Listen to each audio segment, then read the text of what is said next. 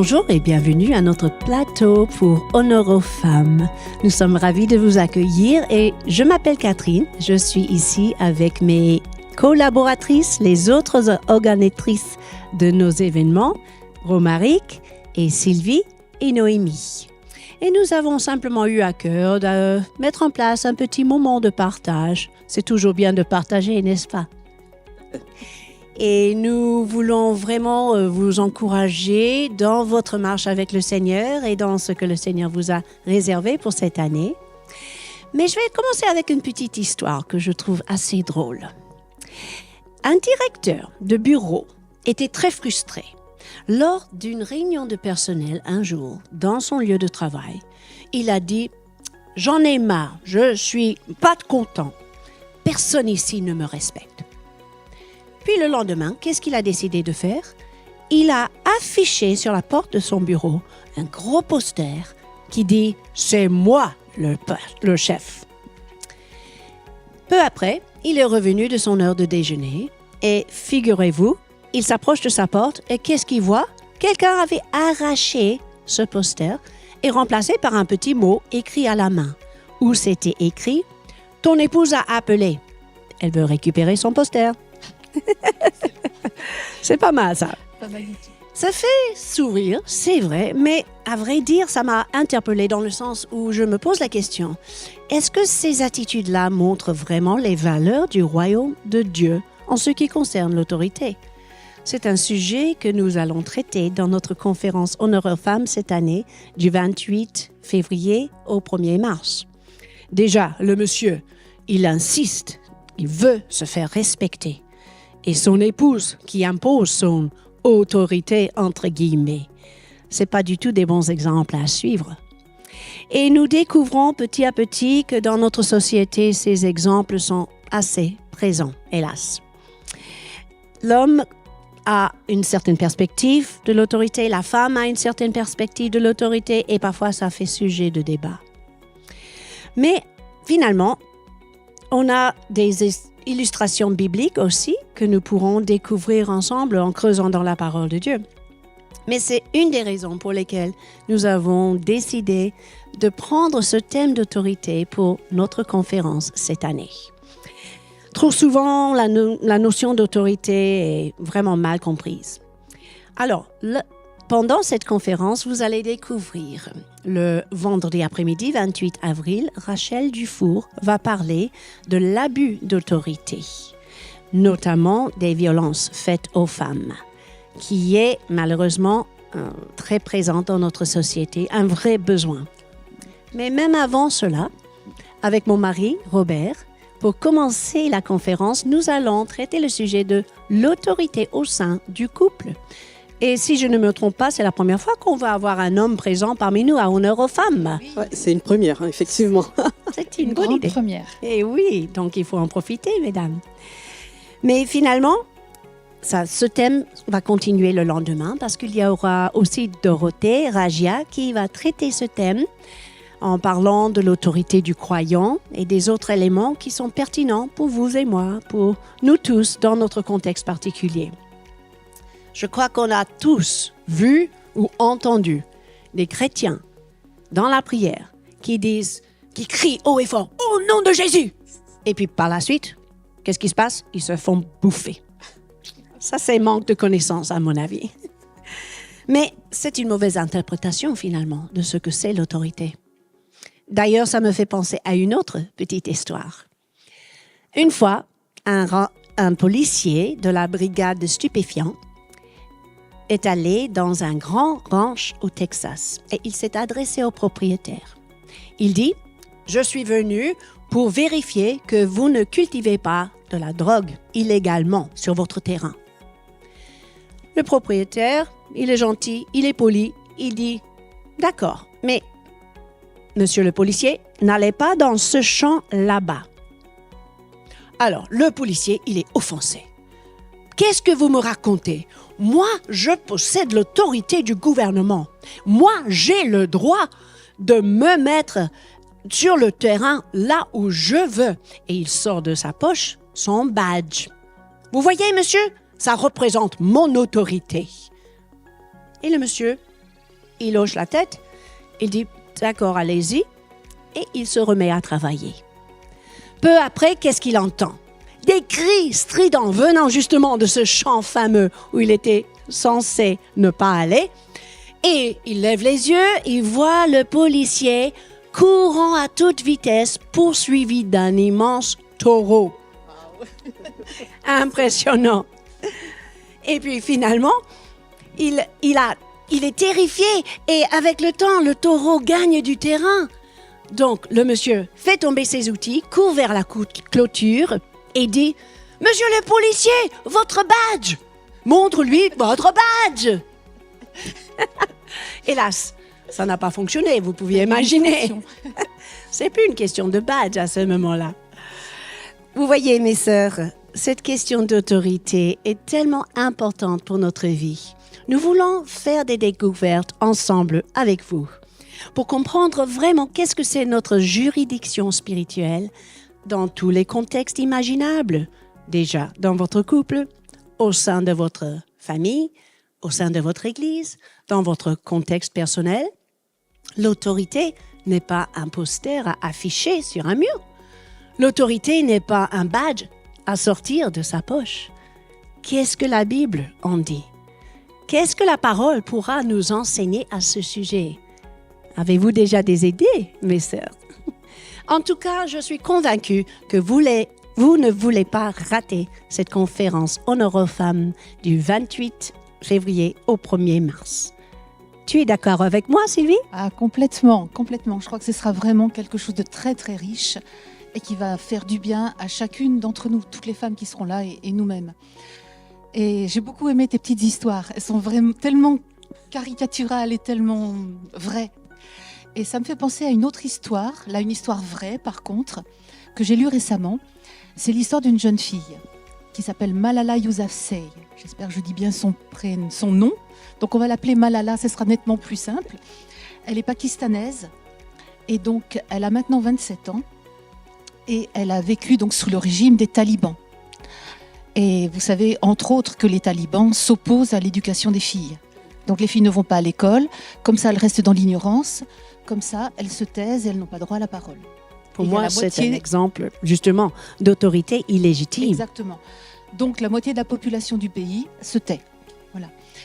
Et cette petite fille, quand elle était enfant, alors il faut dire que son père était directeur d'une école de filles. Donc je pense que vraiment ça a dû alimenter en elle une certaine perception et une certaine perspective du sujet. Ce qui fait qu'à 11 ans, elle a fait un petit blog anonyme qu'elle a envoyé à la BBC, où elle exposait justement la situation des filles dans son pays. Ça a beaucoup marché, ça a beaucoup touché les gens, ça les a interpellés, ce qui fait qu'elle a pris de plus en plus d'importance. Sa voix a porté de plus en plus, à tel point que les talibans ont commencé à la trouver dangereuse. Et qu'est-ce qui s'est passé? Ils ont fait un attentat, ils ont essayé de la tuer. Ils ont attaqué le bus scolaire dans lequel elle était. Elle a été grièvement blessée. Heureusement, elle a pu s'en sortir.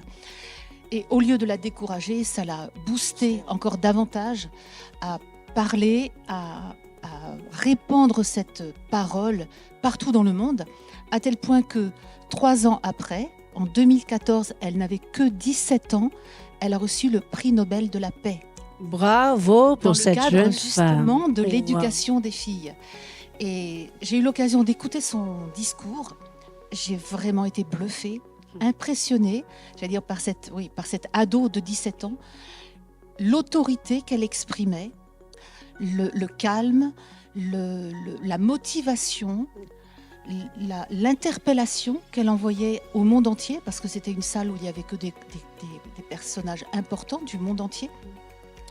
Et comment elle expliquait donc bien la situation, mais elle disait il faut faire quelque chose. Et moi je me positionne. C'était tellement super ce qu'elle disait que plusieurs fois elle a été interrompue par des applaudissements. Wow. C'était vraiment, vraiment puissant. Et tu dis qu'elle avait que 17 ans. 17 ans. Donc ça veut dire que la jeunesse est impliquée dans cette question d'autorité. Exactement. C'est ça, et mieux encore, l'autorité, c'est pas une question d'âge. Exactement. L'autorité n'est pas une question d'âge. Et ça m'a fait vraiment penser à nous, en tant que chrétiens. Et j'ai vraiment vu un parallèle où on vit dans un monde où il y a un prince, où il y a un taliban, une espèce de taliban qui veut nous opprimer, qui veut nous oppresser, qui veut nous faire taire et surtout ne pas exercer notre autorité légitime. Tu parlais d'illégitimité tout à l'heure, c'est tout à fait ça. Et cette autorité, Jésus nous l'a donnée. On l'avait perdue dans le jardin d'Éden avec le péché d'Adam et Ève, mais Jésus en venant, il nous a ramené, nous a réintroduit cette autorité. Alors autorité, quelle sorte d'autorité ? Eh bien déjà par rapport à notre position, qui nous sommes. Jésus a fait de nous des fils, des filles du royaume. Autorité par rapport à la guérison, à la maladie, par rapport au péché, par rapport à la tentation. On peut résister et c'est pas humain. Malala, elle fait ça avec ses forces humaines face à des êtres humains. Mais nous, on est dans un autre niveau. Et là, on est au niveau du domaine spirituel. Et les forces humaines, voilà. Elles sont rien, quoi. Ça rien du tout, ça sert à rien. On peut toujours essayer, mais ça marche pas. Par contre, si on a reçu cette autorité de Jésus, alors là, ça marche. Et prendre conscience qu'on a cette autorité. Et comme tu disais très justement, Romain, cette autorité ne dépend pas de l'âge. Alors, pour Malala, c'était un fait, mais pour nous aussi. On n'a pas besoin d'avoir 10, 20 ou 30 ans de vie chrétienne derrière soi pour exercer cette autorité. Dès l'instant où on est né de nouveau, on a cette autorité et on peut la manifester. Il faut qu'on en ait conscience. Exactement. Il faut qu'on ait conscience. Ça ne dépend pas non plus de ton statut social. Exactement, exactement. C'est uniquement ce que Christ a fait pour moi, pour chacune d'entre nous. Et je crois que c'est un domaine important parce qu'on se fait souvent voler ou on n'a pas conscience. Et puis l'ennemi nous dit « Mais t'as pas vu, mais tu ne vaux rien, mais tais-toi donc, regarde ce que tu as fait, ce n'est pas pour toi, c'est pour les autres. » Enfin voilà, tout un tas de mensonges, d'intimidation et de manipulation pour nous laisser sur la touche et ne pas exercer et donc prendre notre place et travailler pour le royaume. Et ça, je crois que ça va être développé aussi pendant ce séminaire. Il y a tellement d'aspects dans l'autorité, comme tu disais, il y a toute cette notion d'être bien positionné, mais aussi savoir que face à Goliath, David a gagné. Et pourtant, franchement, on n'aurait pas mis...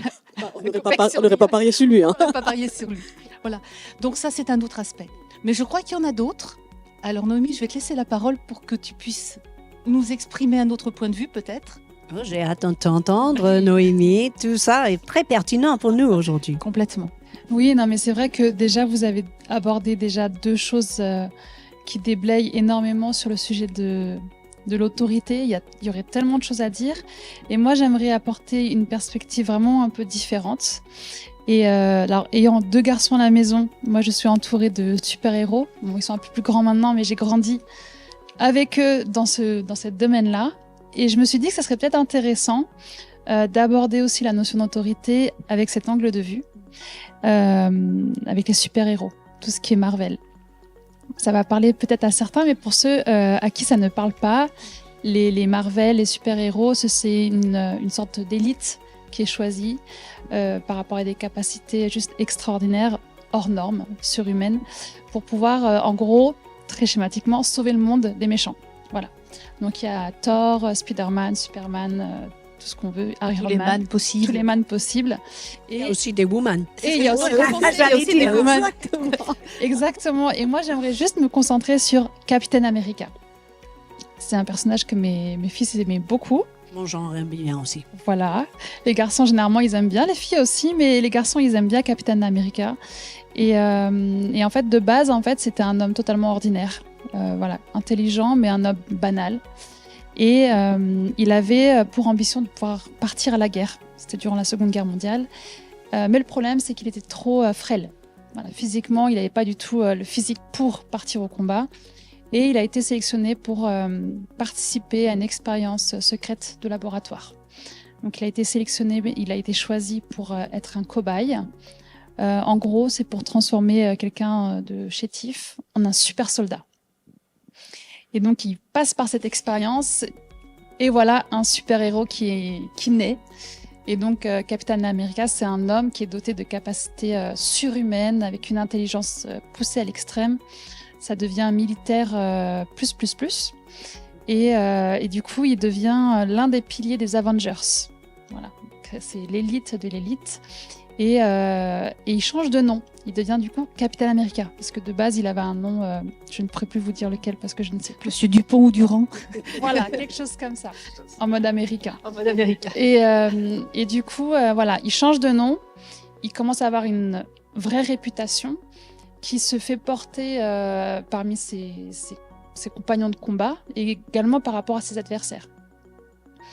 Et du coup, ces super-héros, en fait, quelque part, ils ont chacun agi dans une sphère d'influence différente. Mais quand il y a un adversaire, ils se mettent en commun et ils unissent leurs forces et leur autorité pour pouvoir gagner les combats. Et je me suis dit, c'est très intéressant quand même, et ça fait une approche originale, on va dire. Il y a beaucoup de parallèles finalement. Il y a beaucoup de parallèles.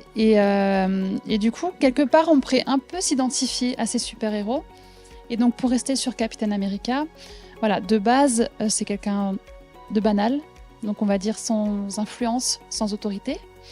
Et après cette expérience scientifique, ça devient un super-héros, un homme extraordinaire. Il est né de nouveau. Il est né de nouveau. Quel Clin d'œil. centre. Et en fait, du coup, il a tout de suite une très grande influence et une autorité extraordinaire. Je me dis, c'est intéressant, Seigneur, parce que, en fait, à travers tous les éléments de notre vie, on peut comprendre aussi des choses et tu nous parles. Et un peu pour s'identifier quelque part à Captain America, quand le Seigneur nous attrape et qu'on passe par ses mains, on devient malléable, il nous transforme, c'est le potier. Et on devient cette personne qu'on appelait à être, une personne à son image, à l'image de Dieu. Et quelque part, en fait, on a cette portion du divin en nous et on l'incarne. Et quand on comprend ça, vraiment qu'on est né de nouveau, voilà, qu'on passe par tout ça, quelque part, on devient des ambassadeurs du royaume. Tout à l'heure, on a parlé du royaume.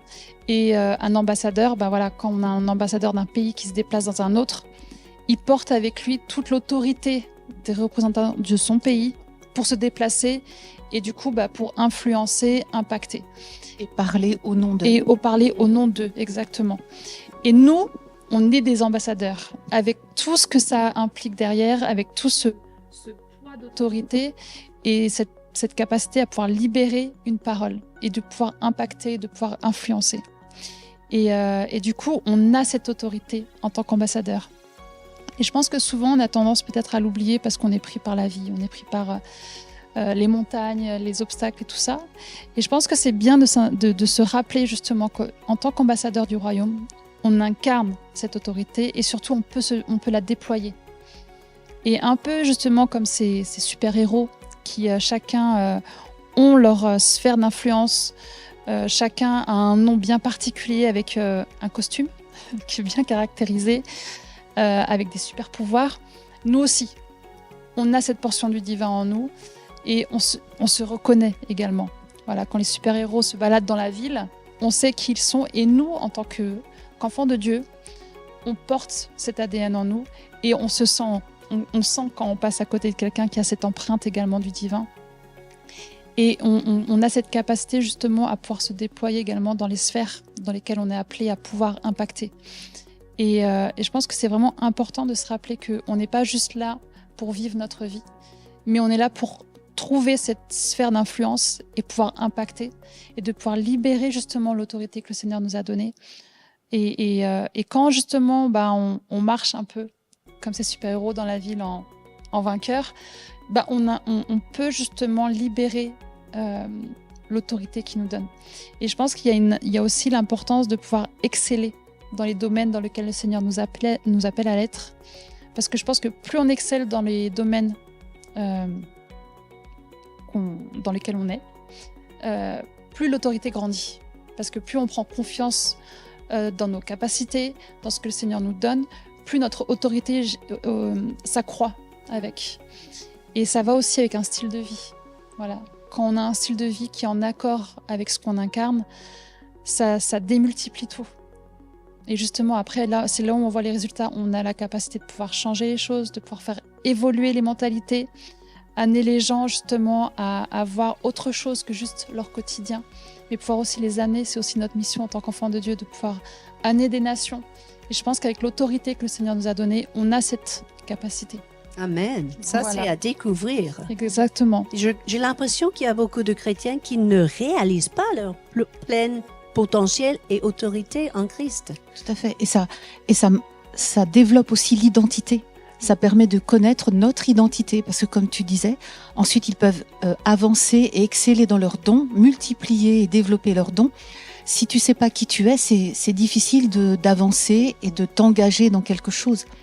Alors que cette autorité, c'est un cercle vertueux finalement qui s'enclenche et qui te permet d'aller plus loin. Marcher. C'est très très intéressant. Et surtout qu'on a un modèle par excellence. On a Jésus qui était incarné sur terre et qui nous montre aussi comment pouvoir incarner cette autorité. Et en parlant de sphère d'influence, justement, dans lequel on est appelé à pouvoir se déployer, on aura aussi avec nous, lors de la conférence des femmes qui ont trouvé leur sphère d'influence et qui impactent chacune à leur niveau et qui seront avec nous. Alors, ce ne sera pas les oratrices, mais ce sera des exposantes qui vont venir proposer des produits ou des services. Et c'est intéressant de voir qu'au-delà juste des stands qu'il y aura, ce sont des femmes qui exercent leur autorité à travers les dons que le Seigneur leur a donnés. Donc voilà, on aura les stands avec nous, des exposantes extraordinaires le samedi 1er mars, toute la journée, qui vont nous proposer des services et des produits. Et donc voilà. J'ai hâte de découvrir cela. Ça va être très intéressant Eh oui. et ça sera aussi l'opportunité de pouvoir semer justement dans les dons et talents qu'on reconnaît en chacune de nous. Oui, les autres années, on a eu des très très beaux stands. C'était vraiment magnifique, tant dans l'esthétique que dans c'était raffiné et de très très belle qualité. Oui. Et c'est vraiment beau. C'est un beau témoignage en fait qu'apportent ces femmes. Exactement. Merci. Et Romaric, toi, qu'est-ce que tu voudrais nous partager sur l'autorité ? Ouais, alors avant de partager un autre point de vue de l'autorité, je voulais juste marquer l'accent sur ce que Noémie a dit et peut-être les personnes qui nous regardent par rapport aux stands, on a parlé des stands, mais par rapport aux professionnels chrétiens. Et je pense que très peu ont conscience que le fait de pouvoir avoir une activité, de mettre en œuvre quelque chose que le Seigneur leur a mis à cœur, c'est une forme d'exercice de leur autorité.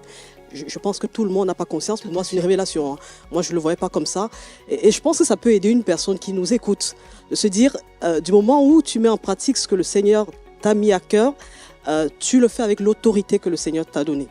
Je voulais juste appuyer ça parce que je trouve que c'est C'est intéressant. important. Ouais, c'est important. Moi aussi, tu vois, je me suis parlé à moi-même parce que c'est très encourageant. Ah, c'est clair. C'est vrai que ça ne paraît pas comme ça. Alors, juste pour continuer, on a dit beaucoup de choses très intéressantes. Et c'est vrai que l'autorité, il y a tellement de choses à dire que c'est difficile de couvrir tous les aspects. Et moi, je vais aller aussi dans un autre angle et prendre une parole que Sylvie a dit. Tu as dit l'autorité que Jésus a donnée. Ce n'est pas notre autorité. C'est l'autorité qui nous est déléguée. Et Noémie, tu as parlé aussi du potier. Et la question que je nous pose, et la question que je pose également aux personnes qui nous écoutent, c'est est-ce qu'on est prête à passer entre les mains du potier? Très très bonne question. C'est ça la question. Est-ce que nous sommes prêtes? Challenge. Ouais, voilà. Est-ce que nous sommes prêtes à passer entre les mains du potier? Parce que je pense que effectivement, l'autorité, ce n'est pas notre autorité, c'est l'autorité qui est déléguée par Dieu. Et Dieu ne donne pas son autorité à n'importe qui et n'importe comment. Il ne donne pas son autorité si le vase, si l'argile n'est pas passée entre ses mains, s'il ne l'a pas modelé à sa vision de manière à lui déléguer son autorité. Et vous voyez, ça me fait penser à un homme qui est très connu et pour qui j'ai beaucoup d'admiration. C'est Nelson Mandela. Nelson Mandela, qui est une figure de la lutte contre la ségrégation raciale en Afrique du Sud, qui a beaucoup combattu, qui a combattu contre les injustices qui étaient faites aux Noirs à l'époque. Et son combat était juste, son combat était louable, son combat était admirable de tous. Moi, j'ai eu l'occasion de lire son livre. Et c'est pour ça que c'est un homme que j'aime énormément. Mais il s'est trouvé que dans ce combat, Nelson Mandela se retrouve en prison pendant 27 ans. Il va passer 27 ans en prison. Et c'est vrai, quand on écoute, on se dit, ah oui, 27 ans quand même, c'est quand même... C'est long. Voilà, s'il a la grâce de vivre longtemps, c'est quand même le quart d'une vie. Voilà, et c'est quand même assez important. Mais ce qui est intéressant, c'est que pendant ces 27 ans, c'était pas juste 27 ans de prison. C'était 27 ans où le Seigneur a pris le temps de le modeler. C'était 27 ans où il est passé entre les mains du potier, où il a été transformé, où il a vraiment rencontré le Seigneur. Et quand on voit un peu son histoire, on se rend compte qu'au bout des 27 ans, c'est un autre homme qui sort de la prison, complètement transformé. Nelson Mandela, qui est rentré en prison avec la colère, de la haine contre ses adversaires et qui pouvait être justifié aux yeux du monde, ressort avec le pardon et avec un esprit de rassemblement. Il va rassembler le peuple sud-africain, il va partir de la prison à la présidence. Et au-delà d'être président en Afrique du Sud, il va devenir une figure internationale en remportant le prix Nobel de la paix. Et là, son autorité n'était plus approuvée, son autorité était reconnue de tous. Et ça, c'est un axe qui est aussi important, c'est de se dire, ben, l'autorité, c'est pas une histoire de badge ou d'affiche. L'autorité se reconnaît. Lorsqu'une personne a l'autorité, c'est reconnu de tous et il n'y a rien à prouver. Et donc Nelson Mandela sort de prison et il devient président avec cette autorité qui est reconnue de manière internationale et il n'y avait rien à prouver. C'est quand même assez extraordinaire comme histoire, hein. Même si effectivement, c'est le grand écart. Voilà, il a fallu passer par le feu, mais on voit que ce qu'il a produit, malgré qu'il ne soit plus en vie aujourd'hui, ça continue de parler. Son histoire continue de parler. Et vous voyez, mesdames, ça me rappelle aussi l'histoire de Joseph dans la parole. Voilà.